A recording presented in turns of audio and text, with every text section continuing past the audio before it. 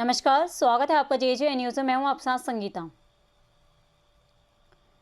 उत्तराखंड में जारी नर्सिंग अधिकारी भर्ती परीक्षा को लेकर अभ्यर्थियों में भारी आक्रोश और असंतोष देखने को मिल रहा है, जिसके चलते अभ्यर्थियों ने भर्ती प्रक्रिया को लेकर कई गंभीर आपत्तियां उठाते हुए कुमाऊं आयुक्त दीपक रावत को ज्ञापन सौंपा है और भर्ती को पहले की तरह वर्षवार प्रणाली के अनुसार आयोजित करने की मांग की है।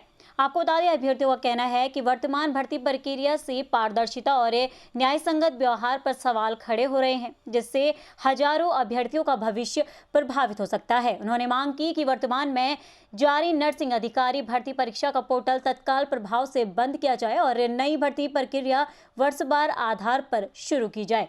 ज्ञापन में अभ्यर्थियों ने IPHS मानकों के आधार पर लगभग 2500 रिक्त पदों पर शिक्षा स्वास्थ्य विभाग और चिकित्सा स्वास्थ्य विभाग में एक साथ भर्ती निकालने की मांग भी रखी है। इसके साथ ही आयु सीमा पार कर चुके अभ्यर्थियों को विशेष छूट देने और उत्तराखंड के मूल निवासियों को प्राथमिकता देने की भी मांग की गई है। ऐसे में अभ्यर्थियों ने चेतावनी दी है कि अगर उनकी मांगों पर जल्द कार्रवाई नहीं की गई तो वो अपने आंदोलन को और तेज करेंगे। हालांकि उन्होंने ये भी स्पष्ट किया है कि प्रशासन द्वारा सकारात्मक फैसला लिया जाने की स्थिति में अनिश्चितकालीन धरना स्थगित किया जा सकता है। बहरहाल नर्सिंग भर्ती को लेकर उठ रहे सवालों के बीच अब सभी की नजरें प्रशासन के निर्णय पर टिकी हुई हैं।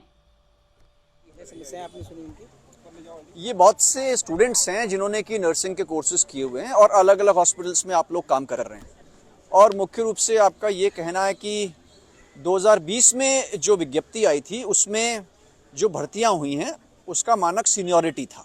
सीनियरिटी लिस्ट का कोई एक यार्डस्टिक थी, उसके आधार पे सीनियरिटी बनी और भर्तियां होती चली गई।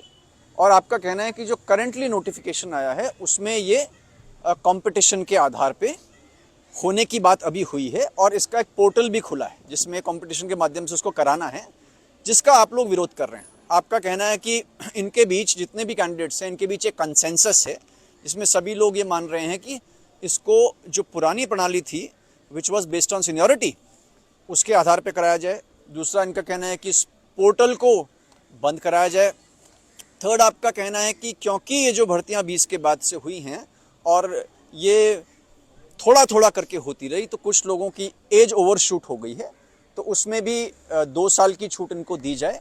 और इनका ये कहना है कि यहाँ पे जो उत्तराखंड डोमिसाइल्ड लोग हैं उनको इसमें वरीयता दी जाए।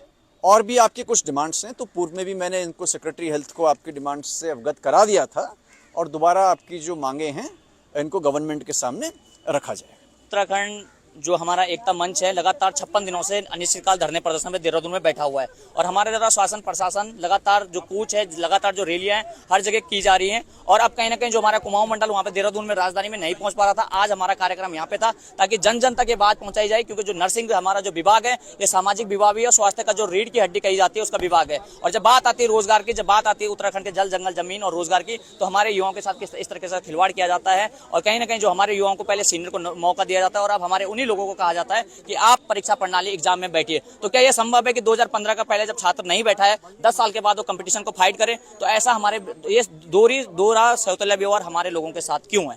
हमारा शासन प्रशासन से यही सवाल है, जरूर इसमें सुध-बुध ले और इन लोगों के कहीं ना कहीं जो अंधकार में इनका भविष्य जाने वाला है उसकी तरफ आपका ध्यान जाए। धन्यवाद। नाम बताइए पूरा। मेरा नाम नवल पुंडीर है, नर्सिंग एकता मंच प्रांतीय अध्यक्ष में।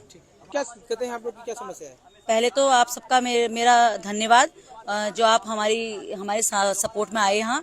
और हम यहाँ कुमाऊं कमिश्नर सर को, पहले हम धन सिंह रावत सर को, मुख्यमंत्री सर को हम दे चुके हैं ज्ञापन। आज हम कुमाऊं कमिश्नर सर को, कुमाऊं टीम आई है, कुमाऊं और गढ़वाल टीम मिक्स है। ये हम अपनी भर्ती वर्षवार जो हमेशा से आते आई है वो करवाने के लिए हम हमेशा के लिए वर्षवार चाहते हैं, क्योंकि हमारे आधे जो भाई बहन है आधे वर्षवार हो चुके हैं और हमारे लिए इन्होंने रिटर्न एग्जाम निकाल दिया। लेकिन हम रिटर्न बिल्कुल नहीं चाहते। हम चाहते हैं जैसे हमेशा से वर्षवार भर्ती आई है वो वर्षवार हो, क्योंकि हम 2020 से फॉर्म भरते भरते ओवर एज हो चुका है। मैं भी ओवर एज हो चुकी हूँ, लेकिन हमें भी मौका मिलना चाहिए इसमें, क्योंकि हम तो बहुत सारे लोग ओवर एज हो चुके हैं। हमारी कोई गलती नहीं, हम 2020 से फॉर्म भरते हुए आ रहे हैं, तो हमें भी वर्षवार चाहिए और हमेशा के लिए आने वाले बच्चों के लिए भी वर्षवार चाहिए।